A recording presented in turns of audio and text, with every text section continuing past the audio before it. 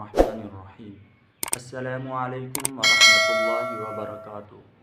برے اعمال کی وجہ سے نقصانات اور برے اثرات۔ ویسے تو برے اعمال ہیں ہی ہلاکت، ذلت اور رسوائی کا سبب۔ آج بتانے لگا ہوں وہ نقصانات اور برے اثرات جو حضرت ابن عباس رضی اللہ تعالیٰ عنہ سے۔ ابن عباس رضی اللہ تعالیٰ عنہ فرماتے ہیں کہ انسان کے گناہوں کی وجہ سے اس کے چہرے پر سیاہی آ جاتی ہے، چہرے پر رونق ختم ہو جاتی ہے۔ اگر چاہے انسان کا چہرہ سفید بھی ہو پھر بھی اس کے چہرے پر جو رونق اور کشش ہوتی ہے وہ ختم ہو جاتی ہے۔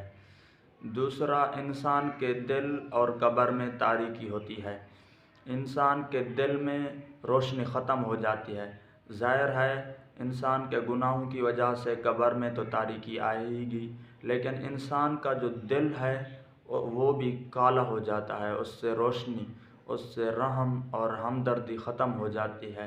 اچھی بات اس کے دل سے نکل جاتی ہے، اچھی بات اس کے دل کے اوپر اثر بھی۔ رب العزت نے قرآن پاک میں صاف الفاظ میں فرمایا ہے کہ انسان کے دلوں کا جو سکون، اطمینان ہے وہ اللہ رب العزت کی یاد میں ہے۔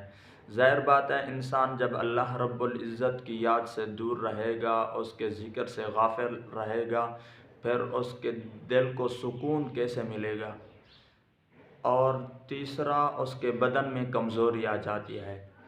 چوتھا، انسان کا رزق تنگ کر جاتا ہے، چاہے اس کے پاس کثیر تعداد میں مال اور دولت ہو، پیسے ہوں، پھر بھی اس کے رزق میں جو برکت ہوتی ہے وہ ختم ہو جاتی ہے۔ ہر وقت انسان رزق کی تلاش میں اور اس پریشانی میں رہتا ہے۔